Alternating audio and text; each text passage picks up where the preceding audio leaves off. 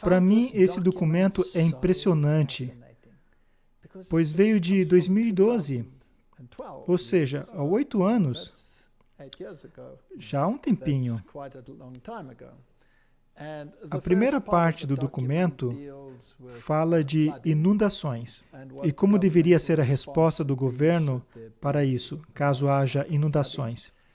E a outra parte do documento fala de análise de risco e da proteção da população contra uma pandemia de vírus, como o mod SARS. Eu tenho esse documento aqui comigo.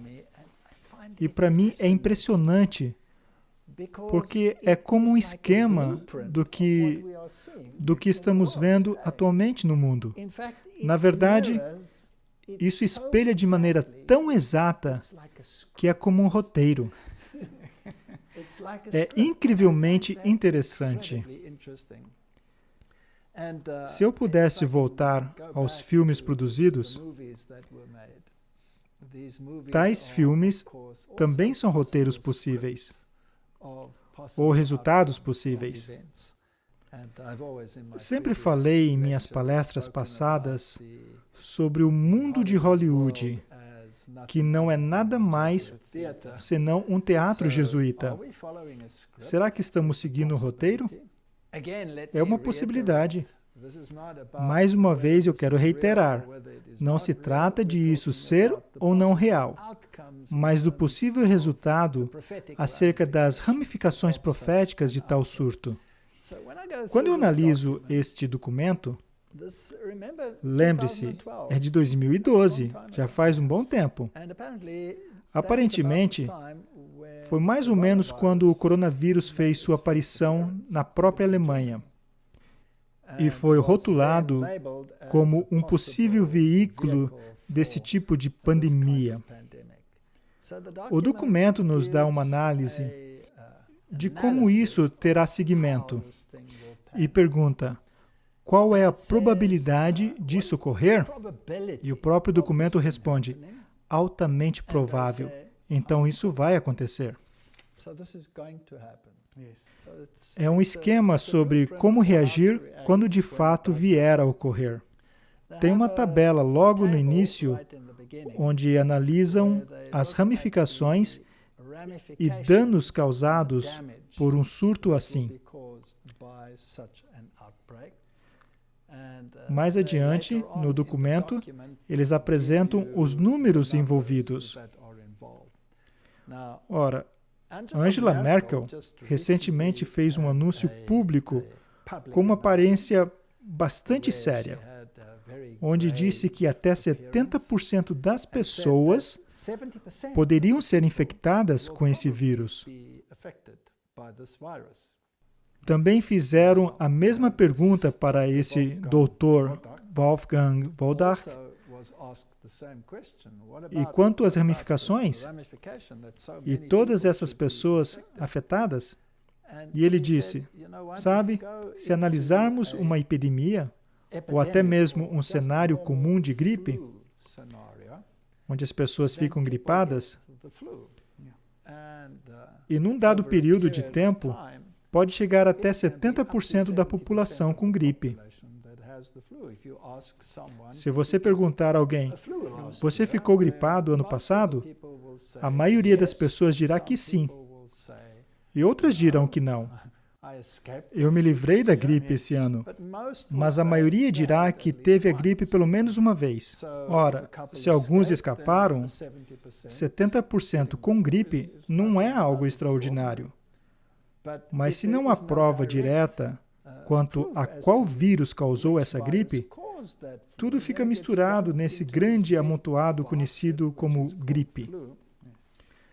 Se você tem uma publicidade assim, então todo mundo passa a conhecer o vírus. Me impressionou ver que os Estados Unidos têm um artigo no qual o Dr. Mark Siegel disse: isso é muito estranho, pois ele tem todas essas pessoas, mas em primeiro lugar, ele não pode ir vê-las, porque elas estão infectadas. Então, basicamente, deve-se entrevistá-las por telefone para saber do que se trata. E os kits de testes não estão à disposição da população para saber a qual vírus estão sendo realizados testes. Então, a maioria das pessoas não estão sendo testadas de fato, pois não há kits de testes disponíveis. Ora, não se vê essas pessoas. Elas estão em casa e não são testadas. Elas têm os sintomas, mas não se sabe se seriam apenas sintomas normais associados a uma gripe comum ou não. Nem os laboratórios vão testar? Claro, pois poderia colocá-los em risco de infecção. Isso é bem estranho. Se voltarmos a essa representação gráfica quanto aos efeitos disso tudo, ela está dividida em categorias. Quanto ao efeito aos seres humanos, quanto ao efeito ao meio ambiente, qual o efeito à economia e qual os outros efeitos. E nós vamos falar sobre alguns deles. Morte. Estão falando aqui sobre categorias de A a E. E o máximo em E é possível que esteja em 7,5 milhões de mortes como consequência. Então dizem que o impacto vai ser muito grande sobre os seres humanos, com uma probabilidade de 7,5 milhões de mortes. Pessoas lesionadas e doentes estão no mesmo número e na mesma categoria. Aquele que precisa de ajuda, mais uma vez, estamos falando de milhões. E agora uma categoria bem interessante, pessoas desaparecidas. Trata-se de um número relativamente alto.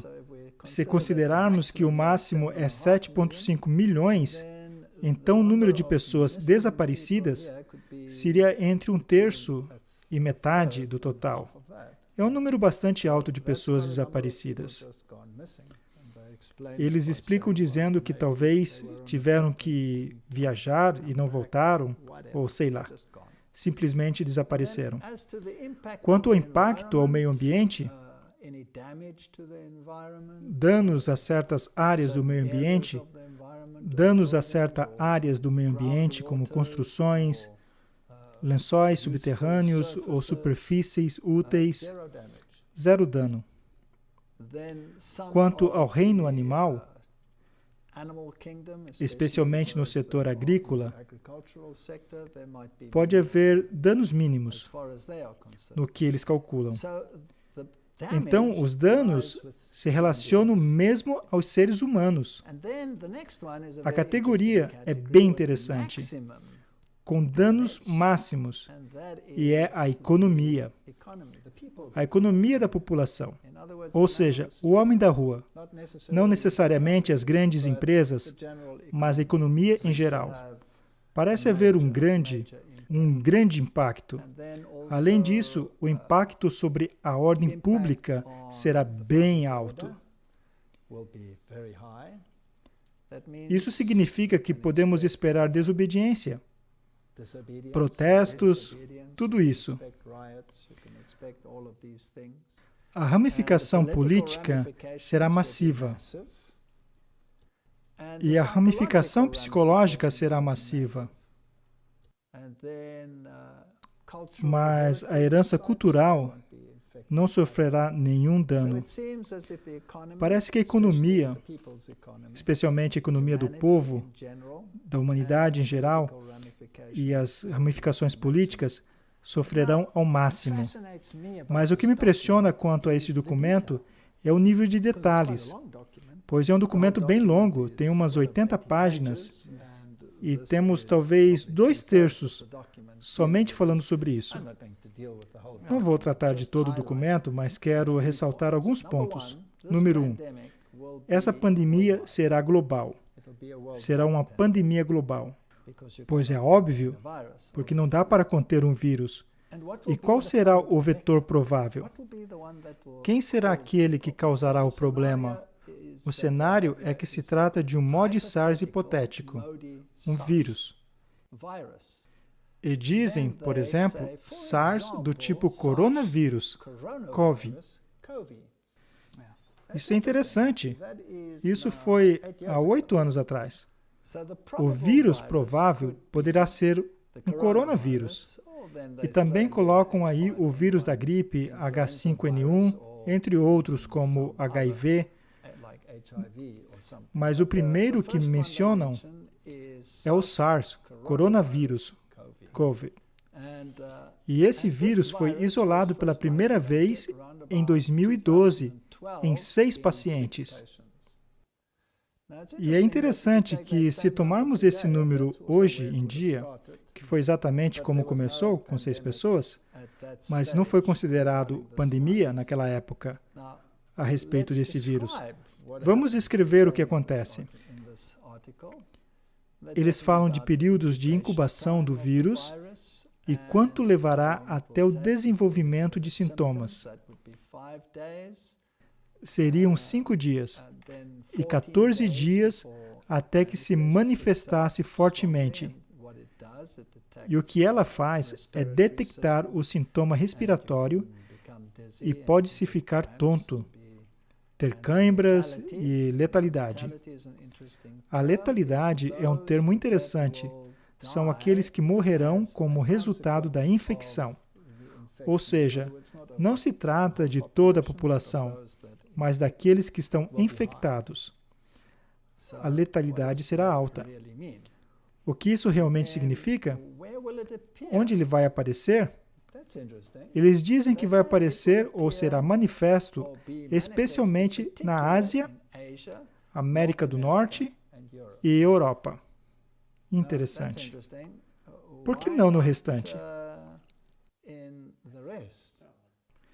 Bem, uma das razões pelas quais eles podem dizer isso é por causa do próximo dado que nós vamos ver agora. Inicialmente, seriam 10 casos na Alemanha,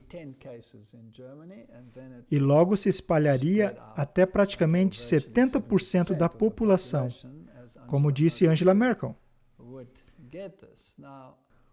Quando isso aconteceria exatamente?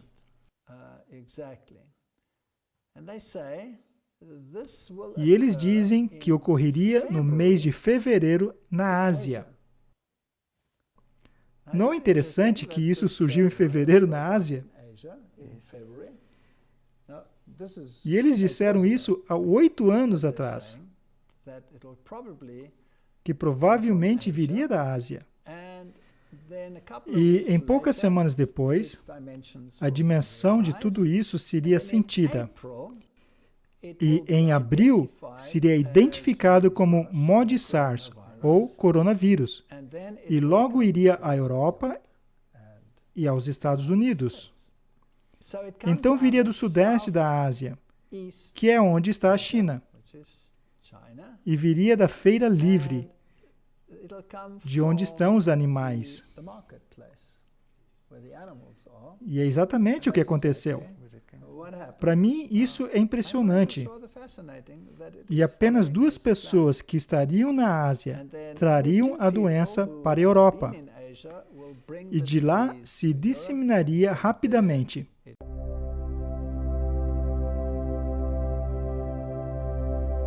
Vídeo completo na descrição.